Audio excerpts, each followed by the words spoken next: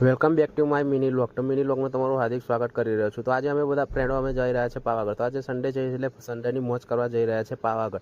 તો બિકોઝ મારો દોસ્ત લીટી પણ આવી રહ્યો છે, આ બેસી રહ્યો લીટી. તો હજુ એક મારો ફ્રેન્ડ આવ્યો નથી, એની વાત જોઈને બેઠો છે, એ આવી જાય એટલે અમે પાવાગઢ જવા રવાના થઈ જઈશું.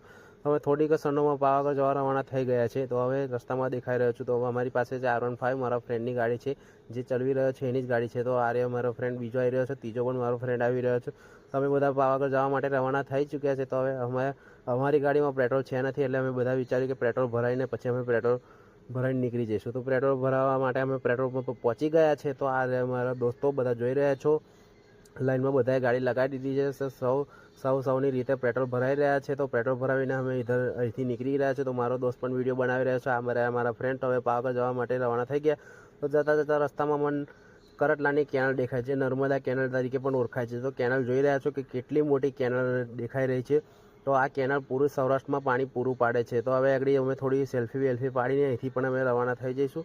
તો હવે પાવાગઢ જવા નીકળી ગયા છે. તો થોડીક જ ક્ષણોમાં અમે પહોંચી ગયા છે પાવાગઢથી માત્ર 3 જ કિલોમીટર દૂર છે. તો પાવાગઢ નજારો દેખાઈ રહ્યો છે, કેટલો મસ્ત મજાનો નજારો દેખાય રહ્યો. તો વાદળથી ઢંકાયેલું દેખાઈ રહ્યું છે ડુંગર.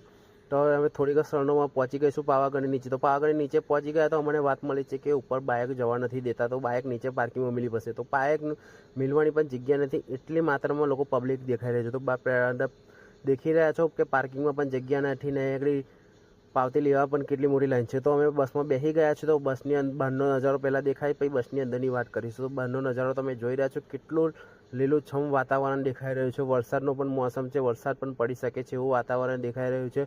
તો હવે તમે બસની અંદરની વાત કરીએ તો બસની અંદર તો એટલી માત્રામાં પબ્લિક છે કે બેસવાની પણ જગ્યા નથી, અમુક લોકો ઊભા રહ્યા છે. તો હવે અમે પહોંચી ગયા છે મોચે. તો મોચે પહોંચીને અમે બધા બસમાંથી નીચે ઉતરી ગયા છે.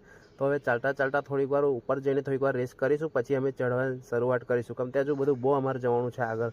તો ફાઇનલી હવે અમે ચડવાની શરૂઆત કરી રહ્યા છે. તો ચડતા મેં તો રસ્તામાં હવે થોડીક થાકી ગયો છું, એટલે રસ્તામાં થોડીક વાર ઊભો રહ્યો છું. તો હવે જોઈ રહ્યા છો કે અમે ભદરકાળી જવાના રસ્તા પાસે અમે ઊભા રહ્યા છે, ત્યાં આગળ ખીણને નજારો જોવા માટે. તો થાકી ગયા છે એટલા માટે થોડોક રેસ્ટ કરી લઈએ અને થોડીક વાર અમે જોઈ લઈએ કે કેટલું મસ્ત દેખાઈ રહ્યું છે. તો ફાઇનલી હવે દુધિયા તળાવ પહોંચી ગયો છું. તો દુધિયા તળાવનો વ્યૂ તમને બતાવી રહ્યો છું. આજુબાજુમાં પબ્લિક દેખાઈ રહી છે, કેટલી માત્રામાં દેખાઈ રહી છે. તો આગળ લોકો સેલ્ફી બધું પાડી રહ્યા છે. તો ઉપર જવાનું હજુ થોડુંક બાકી છે. તો ઉપર મને ખબર નથી વિડીયો બનાવી દેશે કે નહીં બનાવે, એટલા માટે તમને મેં અહીંથી નજારો દેખાય. તો હવે દર્શન કરીને ફાઇનલી હવે નીચે ઉતરી ગયા છે. તો નીચે જતાં બધા દોસ્તો મારા વેખરે ગયા છે, ખબર નથી બધા કોણ આગળ ગયા છે, કોણ પાછળ છે, કોઈ પતો છે ને આગળ કોઈનો ફોન પણ નથી લાગતો. એટલે હવે હું ધીમે નીચે ઉતરવાની શરૂઆત કરી રહ્યો છું. મને બહુ